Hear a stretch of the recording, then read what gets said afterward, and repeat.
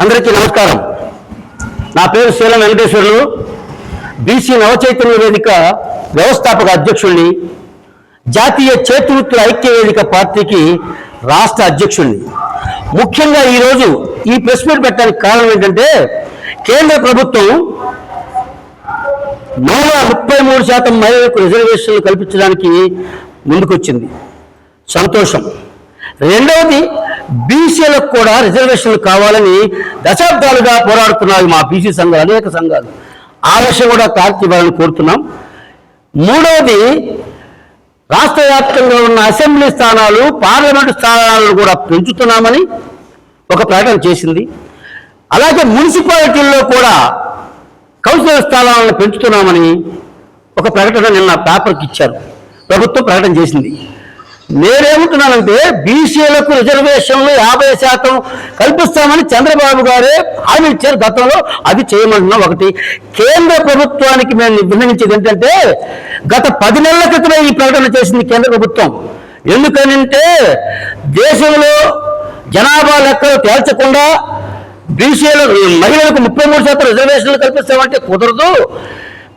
జనగణనతో పాటు కులగణన జరిపి, బీసీ కులగణన జరిపిన తర్వాతనే మహిళలకు రిజర్వేషన్ బిల్లు కల్పించాలనే డిమాండ్తో అనేక విజయవాడ, బాపట్ల, ఒంగోలు, చీరాల అనేక ప్రాంతాల్లో, విజయవాడలో ప్రెస్ క్లబ్లో కూడా ప్రెస్ మీట్లు పెట్టాం. ఇలాగ రౌండ్ టేబుల్ సమావేశాలు పెట్టాం. ఎందుకంటే కులగణన జరగకుండా, బీసీలకు జనగణన జరగకుండా మీరు అది అమలు చేస్తే బీసీలకు తీవ్రమైన అన్యాయం జరిగింది. మహిళా బిల్లులో కూడా ఒక బలవంతుల్ని తీసుకొచ్చి పెట్టి ఒక బలహీనతో యుద్ధం చేయమంటే చేయగలడా? కాబట్టి అందరూ ఆర్థికంగా బలమైన వాళ్ళు, అగ్ర కులాల వాళ్ళు వేస్తారు ఈ 33%లో. మా బీసీ మహిళలకు, బడుగు బలహీన వర్గాలకు అన్యాయం జరుగుతుందని మేము డిమాండ్ చేసాం. అది ఆపిచ్చి కోల్డ్ స్టోరేజ్ పెట్టిస్తే ఈ రోజు బయటకు తీసుకొచ్చారు. సంతోషం. ఎప్పటికైనా జనగణనతో కులగణన జరిపిన తర్వాత ఇది అమలు చేయాలి. నెంబర్ 1. నెంబర్ 2, బీసీలకు కూడా రిజర్వేషన్లు కల్పించాలి. ఈ దేశంలో 60% బీసీలు ఉన్నారు. కనీసం 50% గతంలో అనేక హామీలు, అనేక పార్టీలు కూడా ఇచ్చాయి. బీసీలకు అందరూ అనుకోవాలని చెప్తారు. మరి బీసీలకు ఎందుకు రిజర్వేషన్లు కల్పించరు అనేది నా కేంద్ర ప్రభుత్వంతో సూటి ప్రశ్న. జనగణన జరుపుతున్నామని చెప్పి చంద్రబాబు నాయుడు గారు ఇటీవల ప్రకటన చేశారు. ఒక అధికారి నియమిస్తున్నాను, 45 రోజుల్లో జనగణన కులగణన జరిగిద్దన్నారు. ఎలా సాధ్యమైంది? అందులో కూడా మీరిచ్చిన జీవోలో బీసీలకు సంబంధించిన ఆ యొక్క కాలమ్స్ లేవు. గతంలో 2011లో జరిగిన దానిలో మళ్ళీ మీరు పెట్టి ఎస్సీ ఎస్టీలకు మాత్రమే కాలం పెట్టారు, బీసీలకు లేదు. ఇది అన్యాయం కదా. అసలు ఇది లేకుండా మోసం చేస్తుంది ఈ రాష్ట్ర ప్రభుత్వం. మేము అందుకే కేంద్ర రాష్ట్ర ప్రభుత్వాలని ఒకే ఒక్క డిమాండ్ చేస్తున్నాం. జనగణనతో పాటు బీసీ కులగణన జరగాల్సిందే. బీసీలకు కూడా కాలమ్స్ నిర్ణయించి ఏ కుల జనాభా ఎంతమంది ఉన్నారో ఈ దేశంలో కానీ, ఈ రాష్ట్రంలో కానీ, అవి జరిగిన తర్వాత, కులగణన చేసిన తర్వాతే మీరు లోకల్ బాడీ ఎన్నికలకు కానీ, పంచాయతీ ఎన్నికలకు కానీ, ఏ ఎన్నికలకైనా వెళ్ళాలి అనేది మా ప్రధానమైన డిమాండ్. అదే కాకుండా మున్సిపాలిటీల్లో కూడా ఇప్పుడున్న కంటే ఒక 10% పెంచుతామని చెప్తున్నారు. అంటే జీవో నెంబర్ 64ని విడుదల చేసింది ప్రభుత్వం. అయితే ఇక్కడ కూడా మరి కులగణన జరగకుండా బీసీ అన్యాయం జరిగింది కదా. మా ఎస్సీ ఎస్టీ సోదరులకు కూడా జనాభా పెరిగింది. ఇప్పుడు బాబాసాహెబ్ అంబేద్కర్ గారు ఇచ్చిన రాజ్యాంగం ప్రకారమే ఉన్న ఇప్పటికీ వాళ్ళు 21% మొత్తం 15+6 ఉంటారు కాదు, ఇంకా వాళ్ళకు కూడా పెరిగింది, జనాభా పెరిగారు. వాళ్ళకు కూడా పెంచాల్సిన అవసరం ఉంది. అందుకే మేము బడుగుల రాజ్యం కోసము, ఈ బీసీలకు, ఎస్సీ ఎస్టీలకు న్యాయం జరగడం కోసమే మేము ఈ రిజర్వేషన్ల పోరాటం మొదలుపెట్టాం. ఈ రాష్ట్రంలో ఉన్న జనాభాలో కనీసం ఒక్క విషయం చెప్తాను మిత్రులారా, రాష్ట్ర ప్రజలందరూ కూడా ఆలోచించాలి.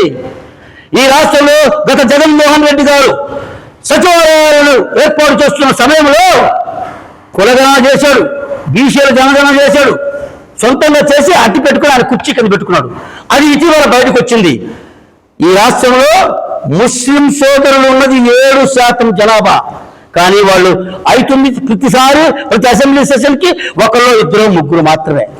కానీ ఈ రాష్ట్రంలో ఉన్న 6 కులాలు, పర్టికులర్గా కమ్మవారు ఉన్నది ఈ రాష్ట్ర జనాభాలో 3.31% మాత్రమే. రెట్లు ఉన్నది 4.81%. అంటే ముస్లిం సోదరుల కంటే వాళ్ళు ఎక్కువగా లేరు. కానీ ఈ రాష్ట్రం స్వతంత్రం వచ్చిన తర్వాత ఉమ్మడి ఆంధ్రప్రదేశ్లో ఒక్క రెడ్డి కమ్మలు మాత్రమే 1200 మంది ఎమ్మెల్యేలు గారు 3% ఉన్నారా 4% ఉన్నారు. కానీ ముస్లింలు అయింది 54 మంది మాత్రమే. మరి బీసీల సంగతి చూస్తే బీసీలు ఈ రాష్ట్రంలో 60% ఉన్నారని మా వాదన. జగన్మోహన్ రెడ్డి గారు 57% ఉన్నారని చెప్పారు. ఆ ప్రకారం బీసీలు ఎంతమంది ఉండాలి? అసెంబ్లీలో 175 నియోజకవర్గాల్లో బీసీలు ఉన్నది కేవలం 46 మందే. కానీ 3.5% ఉన్న కమ్మవారేమో 40 మంది ఉంటారు, 4.5% ఉన్న రెడ్డి వారేమో 40 మంది ఉంటారు. ఇది ఎక్కడ అన్యాయం? అందుకే బీసీలకు ఎస్సీ ఎస్టీలకు కూడా అన్యాయం జరుగుతుంది కాబట్టి రిజర్వేషన్లు చేయాలని డిమాండ్ చేస్తున్నాం. అలాగే బీసీ కులగణన చేసి ఆ తర్వాత మాత్రమే అన్ని ఎన్నికలకు వెళ్లాలని కేంద్ర ప్రభుత్వాన్ని రాష్ట్ర ప్రభుత్వాన్ని డిమాండ్ చేస్తూ మహిళా బిల్లు ప్రకటించేందుకు అమలు చేయబోతున్నందుకు కేంద్ర ప్రభుత్వాన్ని అభినందిస్తున్నాం. ఈ రాష్ట్ర ప్రభుత్వాన్ని కూడా కులగణన చేసి బీసీలకు రిజర్వేషన్లు కల్పిస్తే మిమ్మల్ని నెత్తి పెట్టుకుంటాం. మాకు కావాల్సింది బీసీలకు న్యాయం మాత్రమే. అందుకే మిత్రులారా, నా యొక్క ఈ ప్రెస్ మీట్కి వచ్చిన మా మిత్రులందరూ కూడా నా యొక్క ధన్యవాదాలు తెలియజేసుకుంటూ రాష్ట్ర ప్రజలందరికీ కూడా నా యొక్క నమస్కారాలు తెలియజేసుకుంటూ సెలవు తీసుకుంటున్నాను. జోహార్ బిఆర్ అంబేద్కర్, జోహార్ మహాత్మా జ్యోతిరావు పూలే, జై హింద్.